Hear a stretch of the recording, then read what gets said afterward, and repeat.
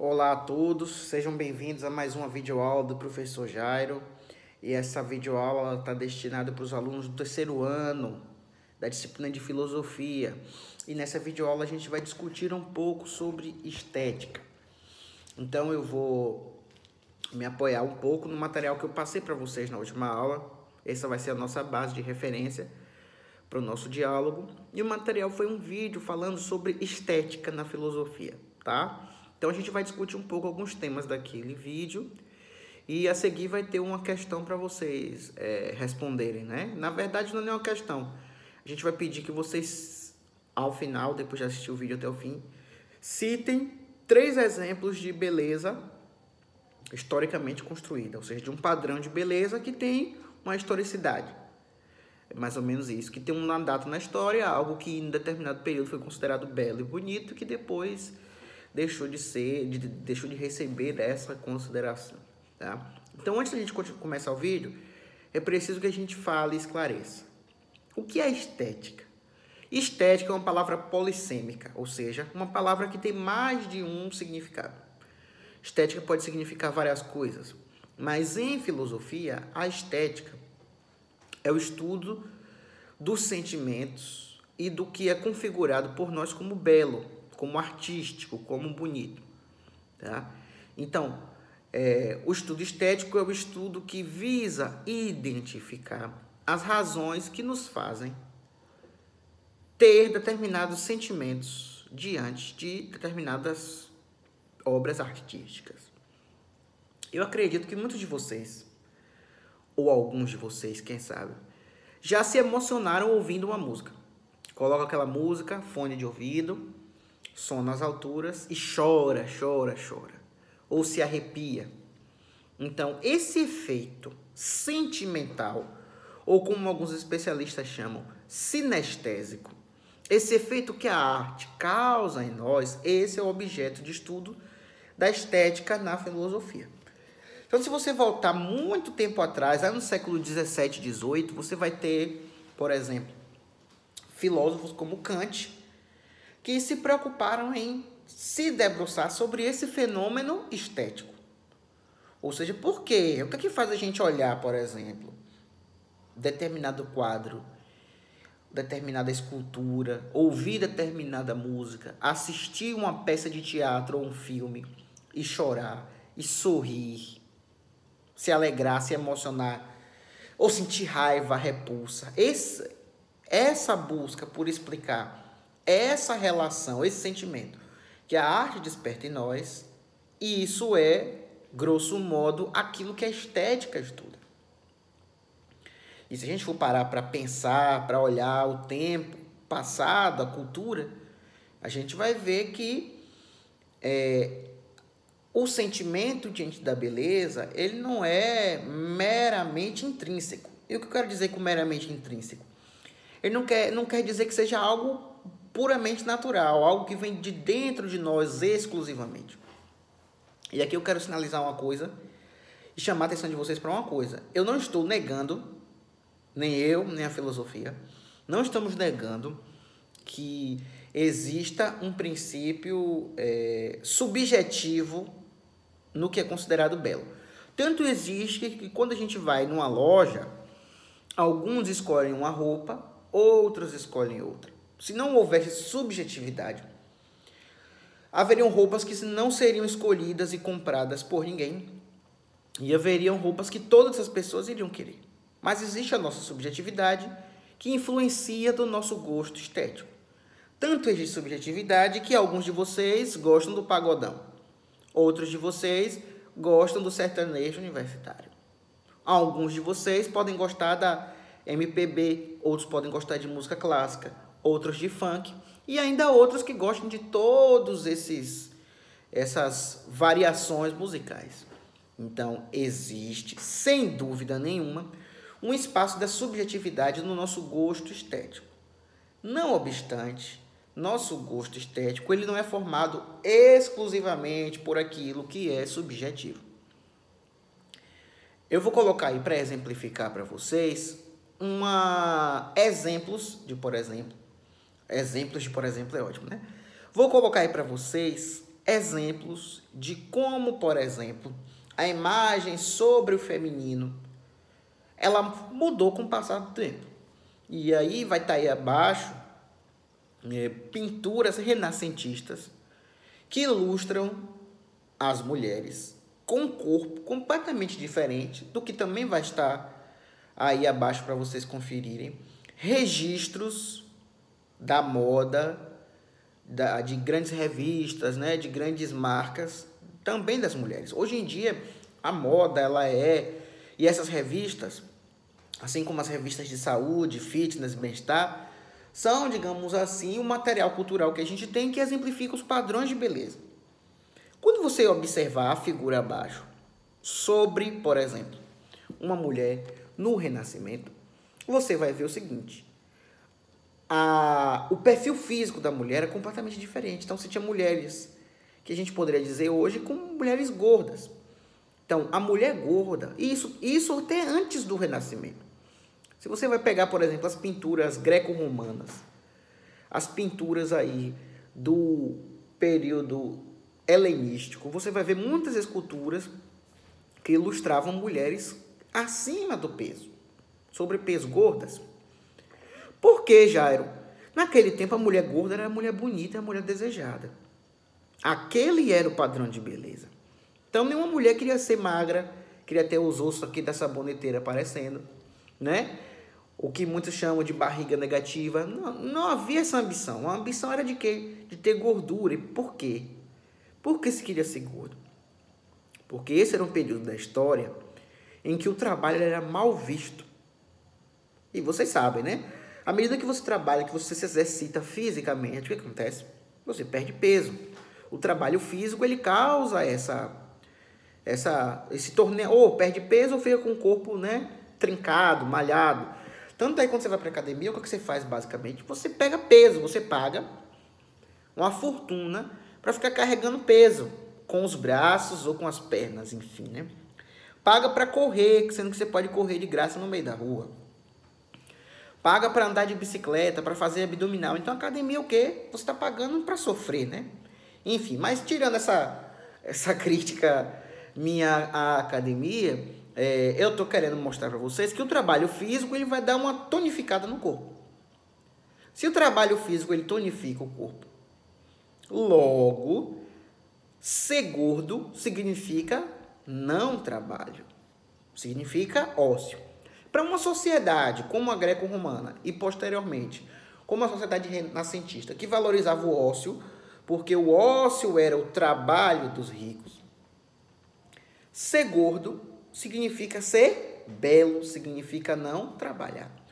E se você observar, a maioria dessas pinturas apresentam pessoas nuas, ou apenas com tarjas e tangas, ou eu não sei nem como é que fala, né? Com tiras de pano segurando ali, né? Para ilustrar seu corpo. Por quê? Porque não tem como, por exemplo, você capinar uma roça só com a tanga daquela em volta do corpo e você segurando com o braço e com o outro braço você capinar. Não tem como você cortar lenha na floresta. E aqui eu estou dando só exemplos de trabalhos de camponeses no período aí medieval, moderno. Não tem como você ser um lenhador com aquele tipo de vestimento. Então, não só a forma física, ser gordo, era considerada bonita, como aquilo que se fazia na pintura também era para demonstrar que a pessoa não estava fazendo nada. E, portanto, que era uma pessoa o quê? Admirável. No século XVI, XVII e XVIII, e também no XIX, vai ser o auge, por exemplo, da música clássica. A música clássica ela não tem a participação vocal do cantor. Ela é basicamente instrumental. Em muitos casos, a música clássica ela é apenas um piano sendo tocado com energia diferente, né? Em alguns momentos ralentado, em alguns momentos um toque mais forte. Em outros casos, você tem lá a formação de uma orquestra para compor o som. A música clássica ela era extremamente requisitada nesse período da história. Hoje em dia, a música clássica se tornou o quê? Um consumo de um nicho, de um grupo específico que consome esse tipo de música. Se você for pegar hoje a musicalidade massiva que está lá nos Spotify, Deezer e Apple Music dos celulares de vocês hoje em dia. Na maioria dos casos não vai ser música clássica, apesar da influência.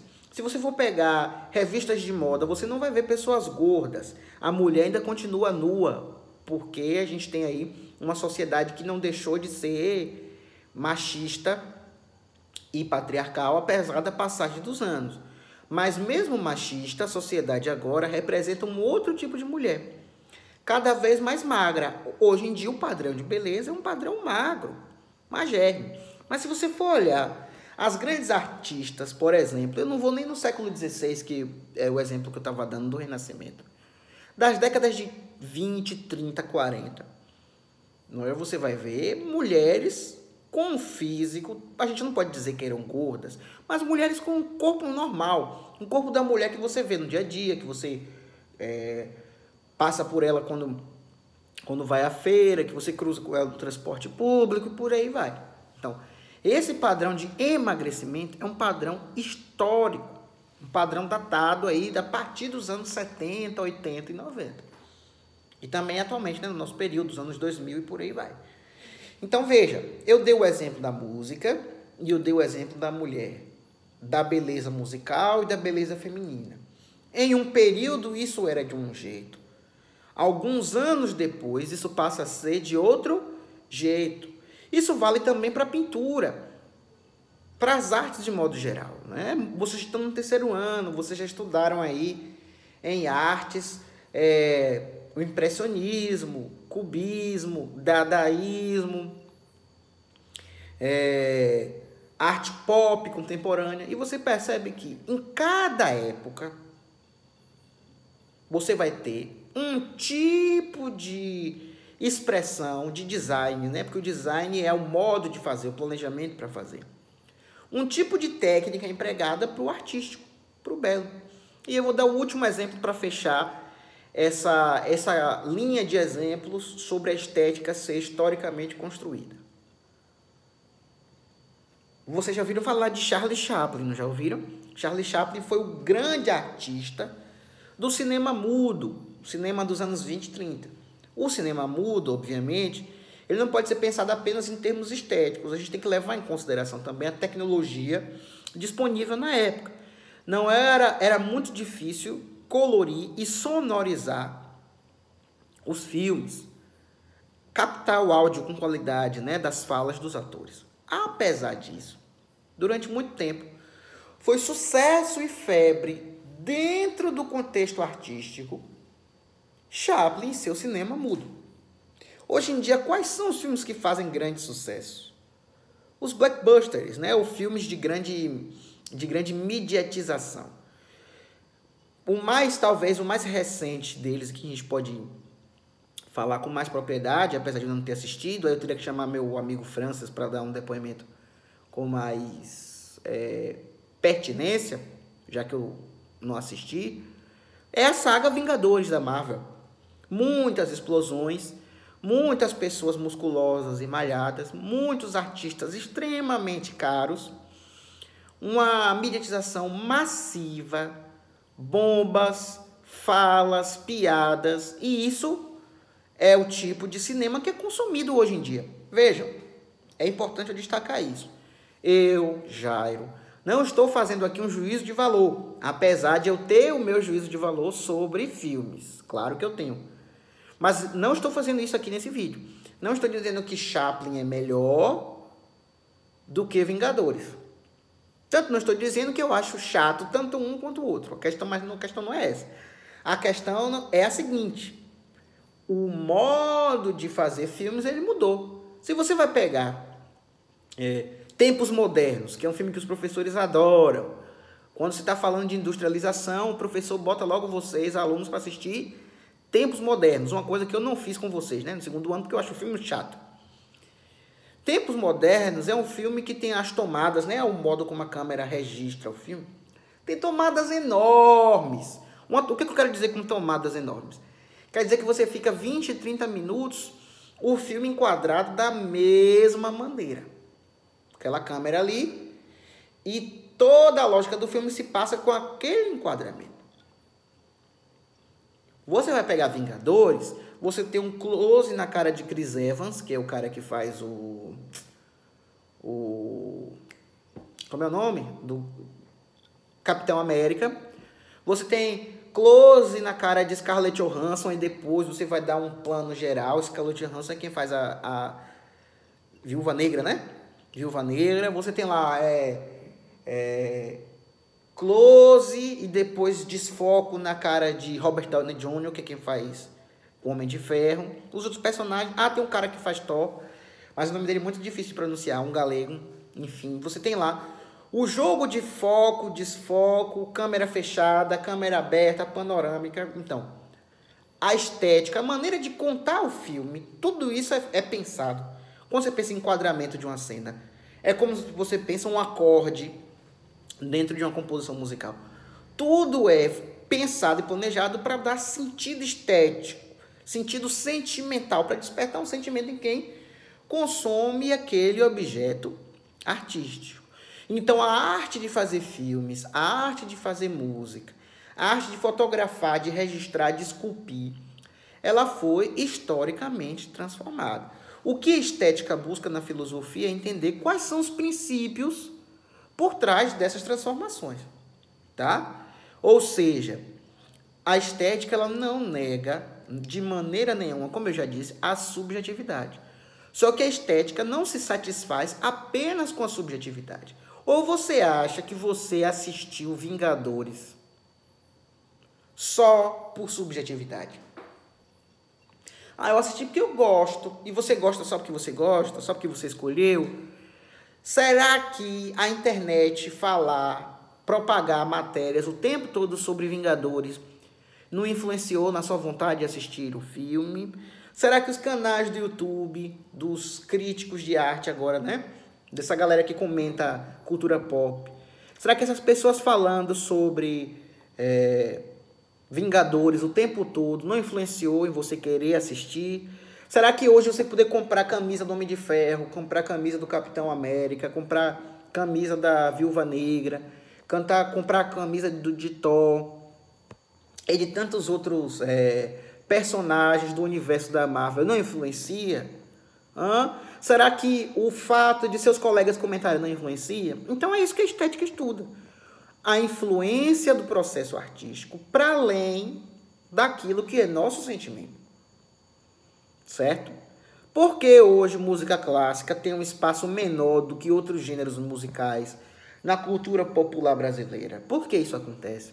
Isso é só porque as pessoas deixaram de gostar de música clássica ou temos outros objetivos? Então, falar de estética nos impõe também a falar de cultura de massa.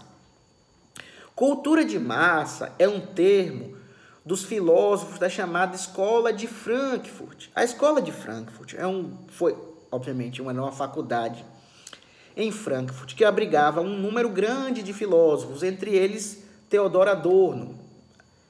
Era um grupo de filósofos que estudava o processo de comunicação na década de 20 e 30, ou seja, entre a Primeira e a Segunda Guerra Mundial. Um grupo que, inclusive, foi perseguido pelo nazismo. E, ao estudar a comunicação, eles perceberam que, com a emergência do capitalismo, principalmente após o capitalismo industrial, a cultura ela também passou a ser mercadológica. Ou seja, a cultura também passou a ser um produto vendável. Ou vendível, sei lá, vendível ou vendável. Olhem aí no Google e depois coloquem aí nos comentários como é a expressão correta, né? Vendável ou vendível, ou talvez não seja nenhuma das duas. Enfim, a cultura agora ela pode ser comercializada, é isso que eu quero dizer. Então, a música deixa de ser meramente fruição, sentimento. Eu vou lá e sinto a alegria e o terror a ouvir a Quarta Sinfonia de Beethoven, a Nona de Beethoven, não é? Ou ouvir a Marcha das Valquírias de Wagner. Vocês sabiam? Depois vocês podem procurar aí no Google. Eu vou procurar, não, eu vou postar aqui no blog, junto com as imagens aí das pinturas renascentistas e de revistas de moda, para você ver a diferença do padrão. Essa música ela era tocada todos os dias nos campos de concentração alemães durante a Segunda Guerra. Então depois ela se tornou um hino de terror, né? Ela foi muito usada na cultura alemã. Ela foi um dos símbolos de uma Alemanha que ressurgia, que crescia no século XIX. E depois esse símbolo foi incorporado por Hitler e pelo nazismo e passou a ser tocado nos campos de concentração, né, para dizer nós alemãos somos bons e vocês judeus são uma merda e por isso vocês vão morrer. Basicamente essa lógica no uso que Hitler deu à Marcha das Valquírias de Wagner. E aí, nesse exemplo, olha aí, nem foi pensado, mas a gente já pode discutir sobre. Nesse exemplo da Marcha das Valquírias de Wagner, a gente pode ver o quê? Um exemplo de transformação estética. Certamente. Quando Wagner compôs essa música até depois se tornou famosa, aparece em filmes, etc. Quando vocês acessarem o vídeo, vocês vão sentir a familiaridade do toque. Quando Wagner compôs essa peça musical, certamente não estava nem entre o menor dos seus objetivos que se tornasse um hino de um dos momentos tão tristes e vergonhosos da história da humanidade. Essa, sem sombra de dúvida, não era a intenção de Wagner. Mesmo assim, um produto cultural foi apropriado e passou a ter um sentido estético diferente. Ora, o alemão que ouvia a Marcha das Valquírias no século XIX e início do século XX, ali, 1895, 1900, 1910, o alemão que escutava aquilo tinha uma sensação, uma sinestese ao ouvir aquela música. O judeu que ouvia aquilo em Auschwitz ou em outro campo de concentração qualquer tinha um outro tipo de sentimento ao ouvir aquela música. Então isso vale para a música, isso vale para o cinema, isso vale para tudo que é artístico. O artístico ele desperta em nós esse tipo de sentimento. E uma das outras questões da estética é por que o artístico desperta em nós esse tipo de sentimento?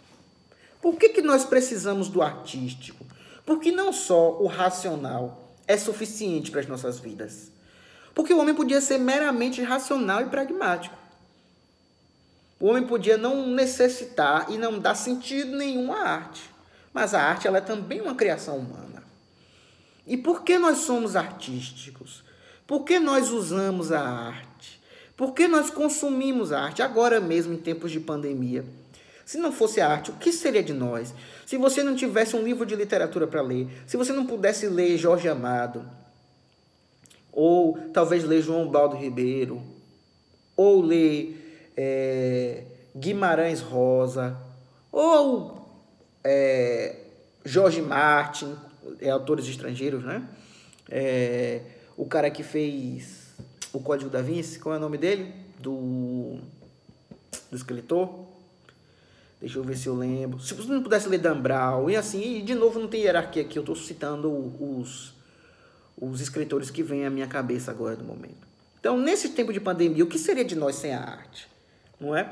E para falar numa arte mais popular, o que seria de nós sem a novela, sem o filme, sem a série, sem a música, o clipe? Então, tudo isso é artístico. E isso ocupa um espaço, um vazio que nós, enquanto humanidade, temos. Agora, a parte desses efeitos, eles são subjetivos e parte desses efeitos, eles são historicamente construídos. Você pode gostar de Vingadores porque você gosta do filme, mas você não gosta só por isso. Tem um componente de mídia muito forte e massiva que faz com que você goste de Vingadores. Talvez um dos grandes fenômenos que possa exemplificar isso seja a série de TV Game of Thrones, que foi adaptada de uma série de livros de um escritor que eu já citei aqui, George R. R. Martin, que é Crônicas de Gelo e Fogo. Atualmente são 5 livros. Então ele cria um enredo fantástico, um enredo que era uma literatura, uma história que era conhecida por um grupo de pessoas. Aí vem a HBO, canal norte-americano, e cria a série Game of Thrones, Jogo dos Tronos, a partir das Crônicas de Gelo e Fogo. E o nicho que conhecia George R. R. Martin e a história deixa de ser esse para ser esse aqui, enorme, porque a televisão tem um potencial massivo maior do que os livros. Mas todo mundo que assistiu um episódio ou todos os episódios de Crônicas de Gelo e Fogo assistiu apenas por subjetividade?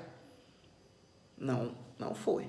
E essa questão, essa relação da influência da mídia no nosso comportamento e a subjetividade deve ser pensada por vocês jovens. Porque vocês, em geral, não que eu não seja jovem, né? Também sou, e o que eu vou dizer para vocês aqui serve para mim. Mas quando a gente chega numa determinada idade, que os cabelos começam a cair, né, aqui atrás da cabeça, a gente desenvolve uma maior resistência a essa influência midiática, uma maior criticidade. Mas vocês devem se preocupar, se perguntar o tempo todo acerca dos gostos estéticos de vocês e de quem influencia nos gostos estéticos. E aí, vou abrir um parêntese. Não estou dizendo para vocês serem os chatos de galocha que não gostam de nada, que não assistem nada, porque tudo é historicamente construído, etc. Não é isso. Mas você precisa pensar. Por que eu prefiro determinada calça ou bermuda e não outra? Será que é necessário eu gastar rios de dinheiro em um determinado celular e não em outro? O quanto existe de pressão dos meios de comunicação e da publicidade para que eu compre a camisa do jacaré, ou a camisa do C ao contrário, ou a camisa do homem em cima de um cavalo com um taco de polo na mão, enfim. Por que é necessário que eu vista determinada roupa e não outra? Só por beleza, só por qualidade? Então, a gente precisa pensar, do ponto de vista estético, naquilo que influencia as nossas concepções de beleza. Por que eu tenho que usar o sapato das 3 barrinhas, ou do C ao contrário, não é? Ou dos aros lá, né? Parecendo os aros olímpicos. Por que eu preciso usar esse e não outros? Então, isso é só estética? Não é. Uma das funções nossas na escola e uma das funções da filosofia é nos ensinar a problematizar as questões que fazem parte do nosso cotidiano. Então, o objetivo daquele vídeo sobre estética, sobre beleza, era fazer você ficar com uma pulguinha aí atrás da sua orelha. Eu gosto disso porque eu gosto ou porque eu sou influenciado por alguém a gostar? Vale a reflexão. Então, e agora? O que mudou em termos estéticos? Por exemplo, na moda. O que mudou em termos estéticos na música? O que mudou em termos estéticos nas artes? Esse é o seu desafio. Então, o seu papel agora é ir colocar aí nos comentários do blog exemplos, pelo menos 3 exemplos de fenômenos estéticos que foram transformados socialmente. Faça esse comentário que eu estou esperando assistir para aí a gente conversar melhor, tá? Tomara que essa pandemia passe logo, que a gente possa voltar ao nosso cotidiano na escola e aí a gente se encontrar nos corredores, bater um papo, conversar e se ver, tá? Sucesso para todos vocês.